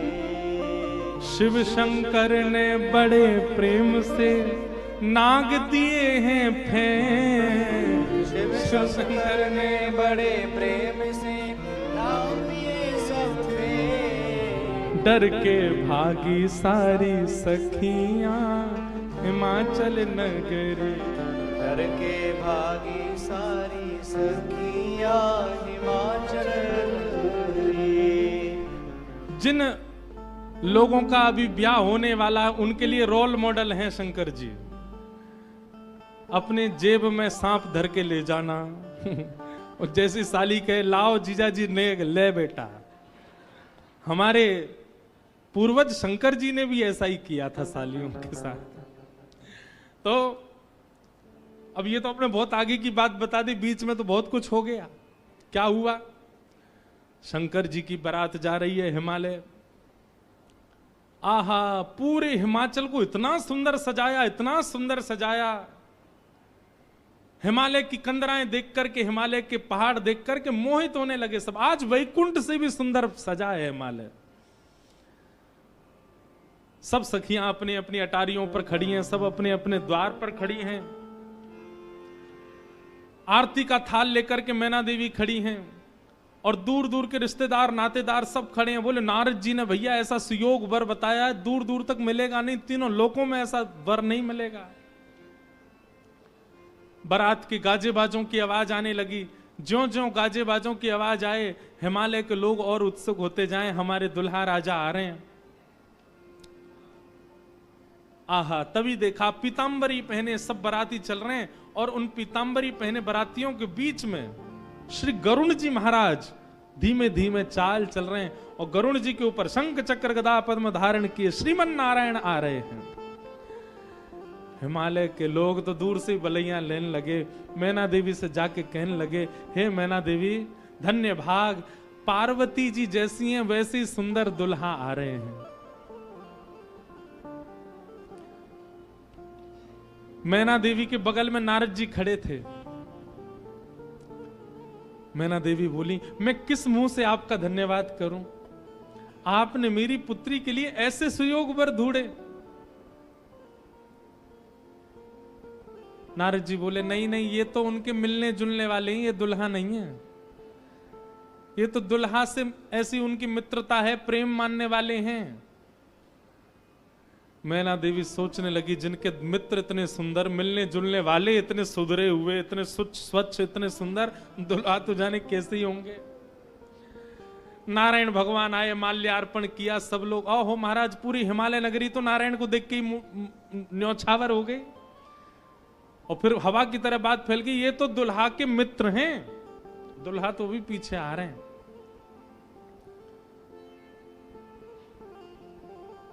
उनके पीछे आए चतुरानन ब्रह्मा जी। अच्छा, ब्रह्मा जी का रूप पिक्चरों में ऐसा दिखाया गया, सफेद दाढ़ी सफेद बाल, बूढ़े नहीं है ब्रह्मा जी, बेचारे आदि देव हैं इसलिए उनको बूढ़ा बड़ा बताया जाता, पर बूढ़े नहीं है, वो भी खूब सुंदर हैं। 4 मुख वाले सुंदर। नारद जी ने बताया ही था कि आपके जो होने वाले दामाद हैं पंचवक्रम, 5 मुख हैं उनके। तो 4 मुख देख करके मैना देवी बोली, 5वां मुख ऊपर होगा, दिख नहीं रहा है, यही है। बोलो, मैं किस मुख से आपका धन्यवाद करूं? आप यही है ना, पंचवक्र है ना, इनके 5 मुख होंगे, 5वां ऊपर होगा। बोले, नहीं नहीं नहीं, ये तो चतुर्मुख है, ये तो ब्रह्मा जी हैं, ये भी दुल्हा नहीं है। तीसरे आए नारद जी, तीसरे आए इंद्र। इंद्र जैसे ही पधारे। इंद्र का रूप भी बहुत सुंदर है, देवताओं के राजा हैं। इंद्र को देख करके सब हिमालय के लोग बोले, नारद जी निश्चित यही हमारे दुल्हा राजा हैं, पहुना हैं। नारद जी हंसने बोले, नहीं नहीं, महादेव को जब प्यास लगती है, आपके दुल्हा को जब प्यास लगती है तो पानी पिलाने का काम यही करते हैं, ये उनको पानी पिलाने वाले। हिमालय के लोग बोले, भैया पानी पिलाने वाला इतना सुंदर है, दुल्हा तो जाने कैसा ही होगा। जैसे ही सब देवी देवता जाने लगे, अब दूर से ही हूं हा हा ही आवाज आने लगी। नारद जी बोले, बारात आ रही है, अब इन लोगों की व्यवस्था में देख के आता हूं, आप यहीं खड़ी रहना। नारद जी खिसक लिए वहां से, बोले, अब तो पता है क्या होने वाला है। हमारे बक्सर वाले पूज्य मामा जी श्री नारायण दास भक्तमाली जी, वो इतना सुंदर वर्णन करते हैं। बोले, जब बारात आती है तो बारात सबसे पहले देखने के लिए कौन जाते हैं? छोटे छोटे बच्चे सबसे पहले यही जाते हैं बारात देखने। पूरी खबर पूरे नगर में यही बच्चे ही फैलाते हैं। इतने हाथी, इतने घोड़ा, इतने बैंड बाजे वाले, इतने लाइट पकड़ने वाले, इतने नाचने वाले। बारात में सबसे ज्यादा बच्चे, सब पहले ही पहले पहुंच गए। बोले, कहां है बारात, कहां है बारात? तभी देखा बारात तो आई नहीं, लेकिन हिमालय के सारे बालक चौकड़ी मार के भागते हुए अपने अपने घरों की ओर भाग रहे हैं। घरों के भीतर गए, माता पिता को भीतर बैठा लिया, भीतर से किवाड़ बंद करके बालक सब अपने छाती पे हाथ धर के सांस लेने लगे जोर जोर से। माता पिता ने पूछी, क्या हुआ बच्चों, तुम बारात देख करके आए? बड़ा हाथी देख लिया होगा तभी डर गए। बोले, हाथी? बोले, हमने क्या देखा, हम कैसे वर्णन करें? अरे बाप रे बाप, कैसन कैसन भूत प्रेत, कैसन कैसन सांप।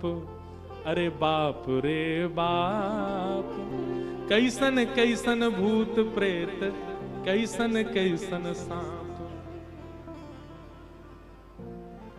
छूटेला पसीना श्वास, छूटे हाफ हाफ, छूटेला पसीना श्वास, छूटे हाफ। माई बाप पूछन लगे आंचल सो झांक, हाँ माई बाप पूछन लगे आंचल सो झांक। अरे बाप रे बाप, कैसन कैसन भूत प्रेत, कैसन कैसन सांप। अरे बाप रे बाप, कैसन कैसन भूत रे, कैसन कैसन सांप। बच्चों से पूछे, बोले क्या बात है? बोले अरे बस पूछिए मत, कैसा कैसे प्रेत आए। आज निश्चित ही हम हिमाचल के लोगों के किए हुए पाप आज हमको फल के रूप में मिल रहे हैं कि ऐसी बारात देखने को मिली है हमें। एक बिना मुख का बराती, क्योंकि भूत प्रेत है, बिना मुंह ही नहीं है, उसका शरीर धरीधर है, पहुंच गया, किसी द्वार को खटखटाने लगा, भीतर से खोल करके लोगों ने जैसे उसका रूप देखा, रूप देखते ही स्तब्ध हो गए। बोले हम बाराती हैं, रहने की व्यवस्था कहां है? बाराती का मुख देख करके सब बोले तुम तो यहीं रह जाओ, कहीं रह जाओ, हम छोड़ छाड़ के भागे यहां से, भैया ऐसी बारात। आहा, ना जाने उदय भैले कौन नगर पाप, ना जाने उदय भैले कौन नगर, प्राण बचे आज कोनु पुण्य के प्रताप। हाँ प्राण बचे आज कोनु पुण्य के प्रताप। अरे बाप रे बाप, कैसन कैसन भूत प्रेत, कैसन कैसन सांप। अरे बाप रे बाप, कैसन कैसन भूत प्रेत, कैसन कैसन सांप। सब हिमाचल के लोग बोले भैया अगर किसी ने पुण्य किया होगा तो ही बचेगा आज बारात देख करके, नहीं तो जीवित बचने वाला नहीं है। ऐसी प्रचंड बारात आ रही है। शिव के बारात के विचित्र पडल छाप, शिव के बारात के विचित्र पडल छाप। नगरी सुनसान भैला लागे कुटिया काप। हाँ नगरी सुनसान भैला लागे कुटिया काप।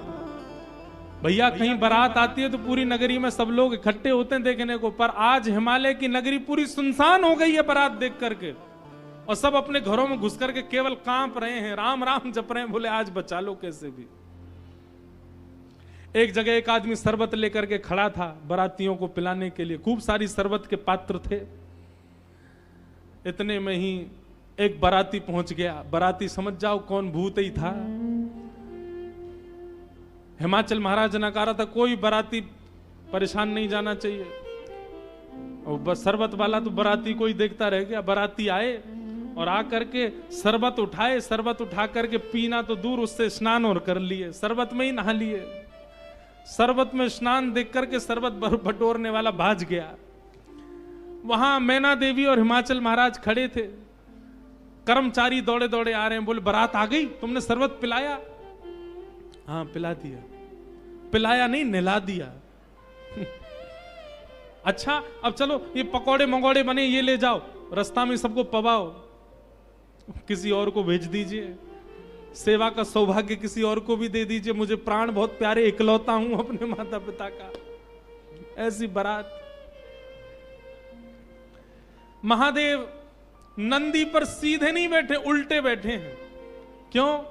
नारायण भगवान कह के गए थे कि मजाक होता है, बोले हम ही प्रारंभ कर दें मजाक। उल्टे बैठ करके गए नंदी पर, और श्रृंगी भृंगी से कह रहे हैं अरे इंद्र की जमात, नारायण की जमात, ब्रह्मा की जमात से कम तो नहीं लग रहे? बोले कि महाराज अपनी जमात से आगे कोई नहीं है, सबरी जमात फीकी पड़ गई हमारी जमात के आगे। ऐसे ऐसे भूत प्रेत, ऐसे ऐसे बाराती तो किसी बारात में नहीं गए होंगे, आप चिंता मत करो। महादेव बड़े प्रसन्न है। बोले बहुत बढ़िया, कोई कमी नहीं छूटने पाए, करो बढ़िया व्यवस्था।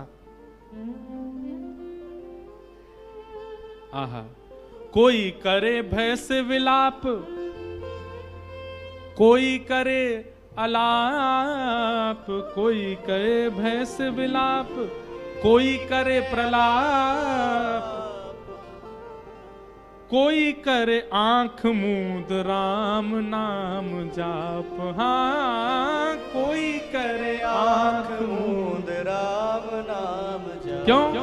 अरे बाप रे बाप, कैसन कैसन भूत प्रेत, कैसन कैसन सांप। अरे बाप रे बाप, कैसन कैसन भूत प्रेत, कैसन कैसन सांप। कही लगन नारायण, मिट सब कर संताप। कहने लगे नारायण, मिट सब कर संताप। शिव जी दयालु दीन, उठ पल के थाप। हाँ, शिव जी दयालु दीन, उठ पल के थाप। अरे बाप रे बाप, कैसन कैसन भूत प्रेत, कैसन कैसन सांप। अरे बाप रे बाप, कैसन कैसन भूत प्रेत, कैसन कैसन सांप। शिव जी की बारात आ रही है महाराज। मैना देवी हाथ में थाल लेकर के खड़ी हैं। भूत प्रेत पिशाच डाकनी साकनी ये सब तो नगर में ही व्यस्त हैं। नगर में ही जितने लोग थाल ले लेकर के खड़े थे वो उनसे तो ले ही लिया। अब नगर में घरों में घुस घुस करके उनके घर की सामग्री निकाल निकाल के पा रहे हैं। बाराती आए हैं, श्रृंगी भृंगी के साथ में नंदी पर सवार होकर के महादेव जैसे ही मुख्य द्वार पर पहुंचे। नंदी विशाल, यहां के नंदी देखे आपने महादेव के सामने कैसे विशाल नंदी। नंदी नंदी दिख रहे हैं, अभी दुल्हा तो दिख ही नहीं रहा। नंदी इतने सुंदर। नंदी का पूजन किया। पूजन करके महाराज मैना देवी बोली दुल्हा कहां है? नंदी के ऊपर बैठे। किनारे आकर के देखा तो उल्टे बैठे, मुख तो दिख ही नहीं रहा है, पीछे का अंग दिख रहा है। मैना देवी बोली श्रृंगी भृंगी से, बोले दुल्हा राजा को कहो घूम जाएं, उल्टे काय को बैठे। श्रृंगी भृंगी बोले ये देव नहीं है, महादेव हैं, ये नहीं घूमेंगे, ये जैसे बैठे वैसे ही रहेंगे। बोले तो फिर तिलक पूजन कैसे होगा? बोले नंदी घूमेगा।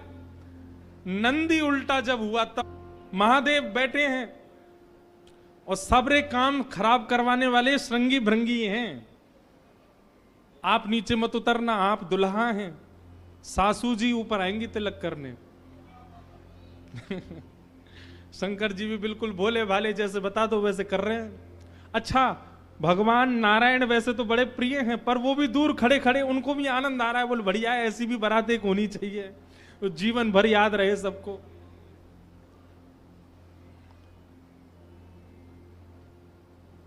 मैना देवी बोली नारद जी ने बताए निश्चित ही श्रेष्ठ ही होंगे। दुनिया के लोग तो पुष्प के श्रृंगार इनने सर्प के किए, सुंदरता ज्यादा है हमारे दामाद की, इसलिए सर्प से ढक रखे नजर नहीं लगे।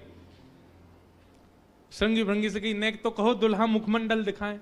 महाराज सर्प की लड़ों को हटा करके जैसे ही महादेव ने अपना मुख दिखाया, प्रचंड रूप महादेव का देख करके पूरे मुख पर भस्म लगी हुई थी महादेव के, और भस्म लगा करके तो वैसे हाउ बिलाऊ सा लगता व्यक्ति, और वो भी महादेव। भस्म लगी है, भस्म के ऊपर ही काजल लगे हैं, भस्म के ऊपर ही पान चबा रखा, मुख से महाराज लाल लाल लर निकल रही हैं। ऐसे विचित्र महादेव को देख करके मैना देवी तो वही मूर्छित होकर के गिर गई, हाथ से थाली वाली गिर गई, चीख मार करके जितनी सखियां थी सब भागी वहां से।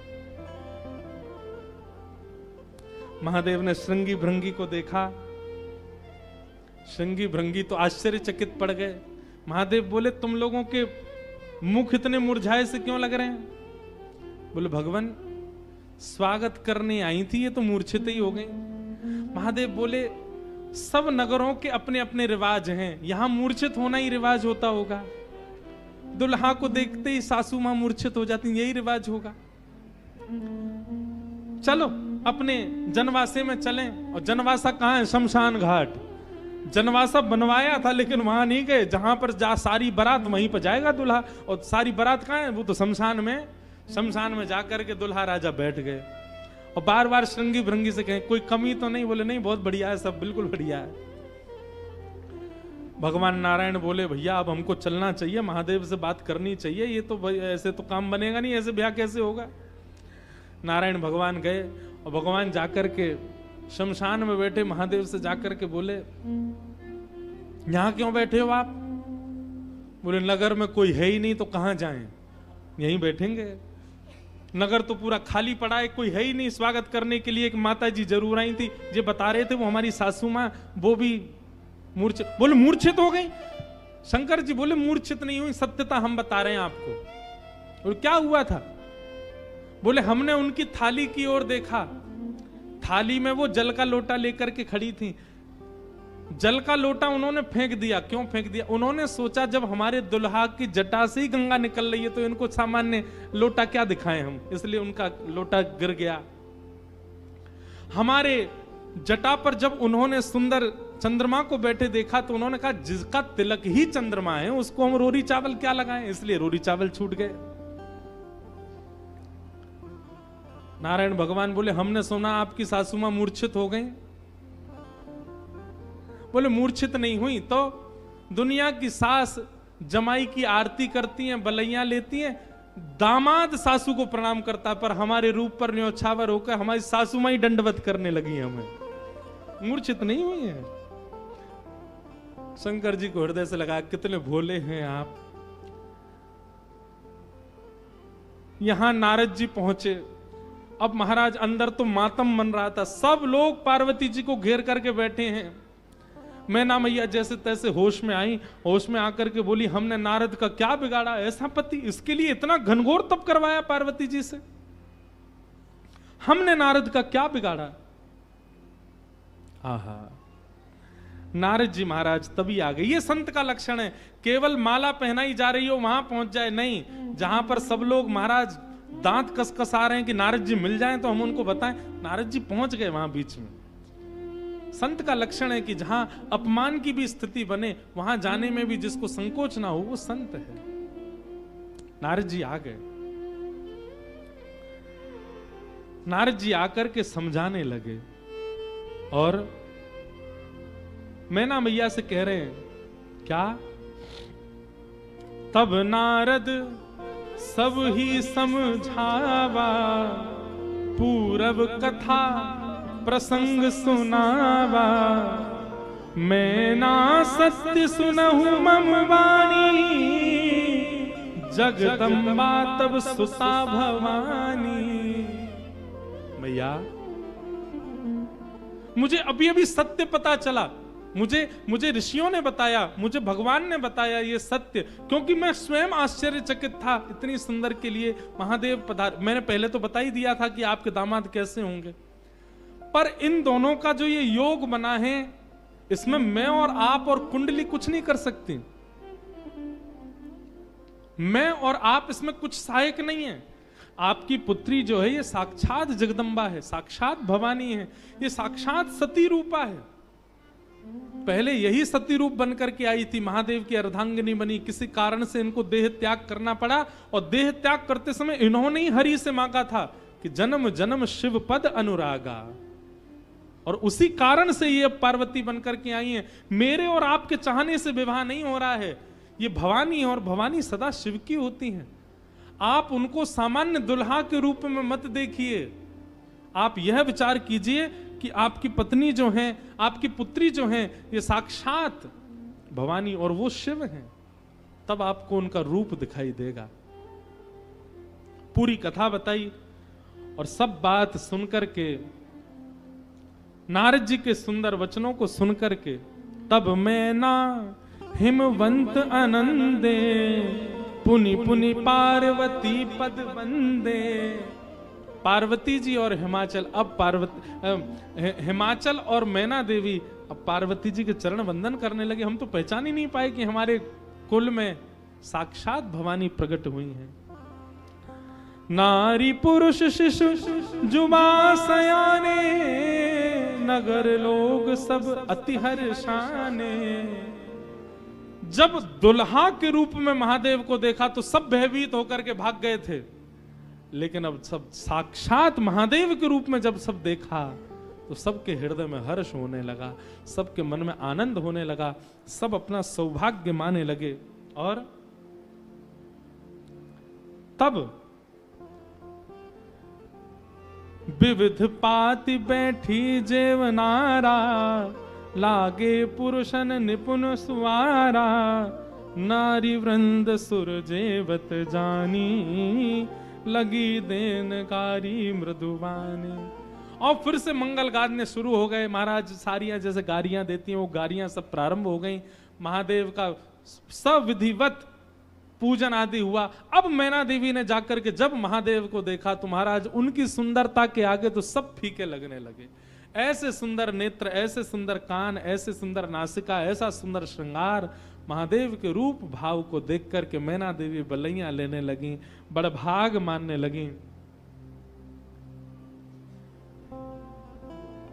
सब आनंद में भर गए और वेद मंगल गान करने लगे। भवानी की सुंदरता का तो क्या ही वर्णन करें। सुंदरता मरजाद भवानी, जाई ना कोटि हु वदन बखाने। कितना भी वर्णन कर लें उनका वर्णन हो नहीं पाएगा। पानी ग्रहण जब कीन महेशा, पानी ग्रहण जब कीन महेशा, हर्षे तब सकल सुरेशा, हर्षे तब सकल सुरेशा। वेद मंत्र मुनि वदन उच्चारे, वेद मंत्र मुनि वर उच्चाराहि, वेद मंत्र मुनि वर उच्चारे, वेद मंत्र मुनि वर उच्चाराहि। जय जय जय शंकर सुकरहि, जय जय जय शंकर सुर कराहि, जय जय जय शंकर सुर करहि, जय जय जय शंकर सुर कराहि। हे बाजहि बाजन विविध विधाना, बाजहि बाजन विविध विधाना, सुमन वृष्टि सुमन वृष्टि नभ भई विधिनाना, सुवन वृष्टि नभ भय विधिनाना। हे बाजहि बाजन विविध विधाना, बाजहि बाजन विविध विधाना, सुमन वृष्टि भई नभ विधिनाना, सुमन वृष्टि नभ भय विधिनाना। नमः पार्वती पतये हर हर महादेव। पानी ग्रहण जब कीन महेशा, जैसी पानी ग्रहण हुआ, हाथ में हाथ रखा पार्वती जी का, कन्यादान होकर के जैसे ही महादेव का विवाह संपन्न हुआ, सब देवी देवता आनंद में भर गए, नृत्य करने लगे, आनंद होने लगा, सुमन बरसने लगे, आकाश मार्ग में सब प्रसन्न होने लगे। बधाई हो। वाह, ऐसी रूखी बधाई दोगे? काशी से आप चल के आए, वृंदावन से हम चल के आए, रामेश्वर भगवान को यहाँ ब्याह कराए और ऐसी रूखी बधाई जोर की दो। बधाई हो, बधाई हो, बधाई हो। आहा, मानो ऐसा लग रहा राम जी ने तो शंकर जी स्थापित किए, ब्याह हम काशी वाले ने आके कियो यहाँ पे महादेव को। आहा,